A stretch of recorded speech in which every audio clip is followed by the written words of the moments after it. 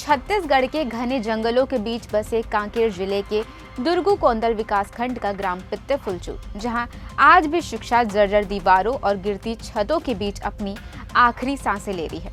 सोचिए, 21वीं सदी में भी यहां मासूम बच्चे अपनी पढ़ाई को बचाने के लिए संघर्ष कर रहे हैं। गांव में एक भी सुरक्षित भवन नहीं है और जो एकमात्र अतिरिक्त कक्ष मौजूद था, वह भी अब खंडहर में बदल चुका है। दीवारों में गहरी दरारें, छत किसी भी पल ढह जाने का डर है। ऐसे माहौल में पढ़ाई की कल्पना भी किसी हादसे को बुलावा देने जैसी है। इसी भय ने ग्रामीणों को मजबूर किया कि वे अपने बच्चों को उस जर्जर भवन में भेजना बंद कर दे। लेकिन बच्चों की पढ़ाई रुक जाए, ये बात किसी अभिभावक को मंजूर नहीं थी। मजबूरी और उम्मीद के बीच फंसे इन ग्रामीणों ने अपनी सामूहिक ताकत और सीमित साधनों से एक झोपड़ी नुमा क्लासरूम तैयार किया, ताकि उनके बच्चे कम से कम सुरक्षित वातावरण में बैठकर अपना भविष्य गढ़ सके। अभी तक बच्चों को एक निजी भवन में पढ़ाया जा रहा था, लेकिन असुविधाओं की लंबी सूची ने अंततः गांव वालों को खुद समाधान तलाशने पर मजबूर कर दिया। स्कूल है पित्ते फुलचूर में, उसमें बिल्डिंग नहीं है, तो आप लोगों ने चंदा इकट्ठा करके बनाया है। क्या पूरा मामला है? जी पहले सर, जैसे पहले बोले थे बीओ सर दूसरे जी की आपका जो प्रस्तावित हो चुका है 3.5 लाख का, ऐसे करके बोले थे, लेकिन वो बना नहीं है और स्कूल जो है जर्जर स्थिति में है।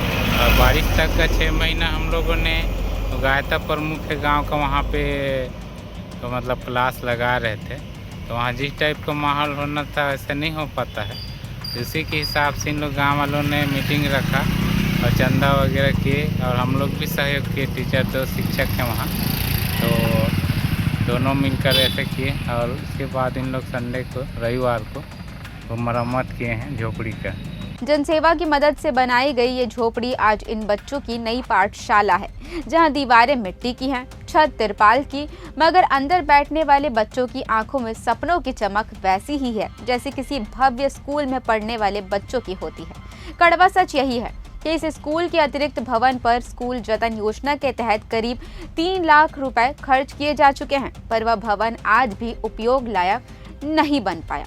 ग्रामीणों का दर्द साफ है। वे चाहते हैं कि शासन प्रशासन इस गंभीर स्थिति को समझे और तुरंत ठोस कदम उठाए। बच्चों को झोपड़ी में नहीं बल्कि एक मजबूत और सुरक्षित विद्यालय भवन में पढ़ने का अधिकार मिले। गांव के लोग उम्मीद लगाए बैठे हैं कि शायद उनकी ये पहल, ये संघर्ष, ये आवाज जिम्मेदार अधिकारियों के कानों तक पहुंचे और किसी दिन उनके बच्चों को भी वह स्कूल मिले जिसके वे असली हकदार हैं। इसमें आपके माध्यम से और समाचार के माध्यम से मुझे हमें जानकारी प्राप्त हुई थी।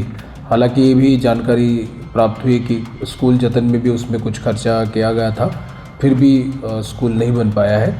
उसकी जांच तो हम लोग कर ही रहे हैं, उसमें कार्रवाई भी करेंगे।